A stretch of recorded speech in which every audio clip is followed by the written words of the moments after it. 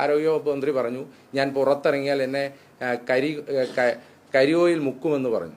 ഇവിടെ പുറത്തിറങ്ങിയപ്പോൾ കല്ലെറിഞ്ഞ് തല പൊട്ടിച്ച് തലയിൽ ചോര ഒലിപ്പിച്ച ഒരു മുഖ്യമന്ത്രി ഉണ്ടായിരുന്നല്ലോ, ഓർക്കുന്നില്ലേ നിങ്ങൾ?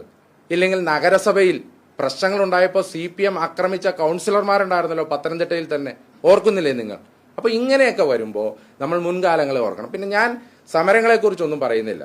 കരിങ്കൊടി പ്രതിഷേധം എന്താണെന്ന് ചോദിച്ചാൽ കറുത്ത കൊടി ഒന്ന് പൊക്കി കാണിച്ചാൽ എന്താണ് കുഴപ്പമെന്ന് കേരളത്തിന്റെ സമക്ഷം ചോദിച്ചത് ഇന്നത്തെ മുഖ്യമന്ത്രിയും അന്നത്തെ പാർട്ടി സെക്രട്ടറിയുമായ ശ്രീ പിണറായി വിജയനാണ്.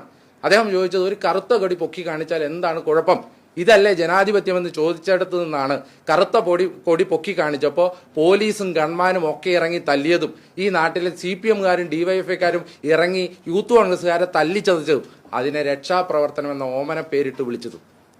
അല്ലെങ്കിൽ കറുത്ത കൊടി പൊക്കി കാണിച്ചപ്പോഴേക്കും ആക്രമിച്ചു എന്ന എന്താ പറയുന്നത് ഫേക്കായിട്ടുള്ള ഒരു ക്യാമ്പയിൻ നടത്താൻ ശ്രമിച്ചത്. ആ ഫേക്ക് ക്യാമ്പയിൻ ആയിരുന്നു എന്ന് ഞാൻ വളരെ ഉത്തരവാദിത്വത്തോടു കൂടി പറയുകയാണ്. കാരണം ആരോഗ്യമന്ത്രിയെ കരിങ്കൊടി കാണിച്ച കേസിൽ ആക്രമിച്ചു, ആയുധങ്ങളുമായി ആക്രമിച്ചു എന്ന് പോലീസ് ചാർജ് ചെയ്ത കേസിൽ ബഹുമാനപ്പെട്ട കോടതി കണ്ടെത്തിയത് എന്താ? ഒരു ആക്രമിക്കാനുള്ള ഒരു മാരകായുധങ്ങളും ഇല്ലായിരുന്നു എന്നല്ലേ കോടതി കണ്ടെത്തിയത്? ഇല്ലെങ്കിൽ അവർ ആരെങ്കിലും, ഞാൻ ബഹുമാനപ്പെട്ട എൻ്റെ സുഹൃത്ത് ചോദിച്ചല്ലോ, ഒരു കാര്യം കൂടെ ഞാൻ പറഞ്ഞു, 1 ലക്ഷം രൂപ ഇനാം പ്രഖ്യാപിച്ചായിരുന്നു. എന്തിനാണ്?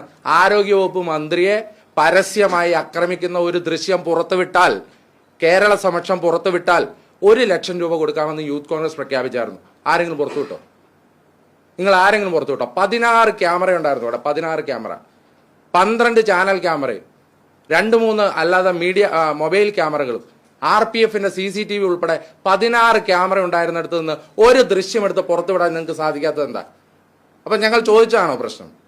അപ്പോൾ ഇതൊക്കെ പറയുമ്പോൾ കേരള സമക്ഷം ചർച്ച ചെയ്ത വിഷയങ്ങളാണ് എന്നുള്ളതും കേരളത്തിന് മുന്നിൽ ഇത് മുഴുവൻ ഉണ്ടായതാണ് എന്നുള്ളത് അറിയാം. അത് മാത്രമല്ല, ആരോഗ്യവകുപ്പ് മന്ത്രിയുടെ മെഡിക്കൽ റിപ്പോർട്ട് തലേ ദിവസം രാത്രി 11 മണിക്ക് വന്നതെന്താ?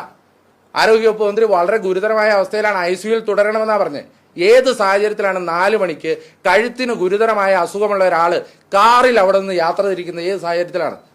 എങ്ങനെയാണ് യാത്ര തിരിക്കുന്നത്? നമ്മളൊക്കെ ആശുപത്രിയിൽ പോകാത്തവരാണോ? നമ്മളൊക്കെ കഴുത്തിന് പരിക്ക് പറ്റാത്തവരാണോ?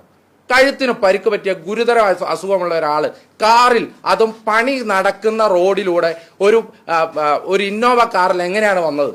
അപ്പോൾ ഒരു ആരോഗ്യവകുപ്പ് മന്ത്രിയെ പോലും ഇത്ര ലാഘവത്തോടു കൂടി പെരുമാറുന്ന, ചികിത്സിക്കുന്ന കേരളത്തിലെ ആരോഗ്യ മേഖലയുടെ പിടിപ്പുകേടിന് ഇതിലും വലിയ ഉദാഹരണം വേണം.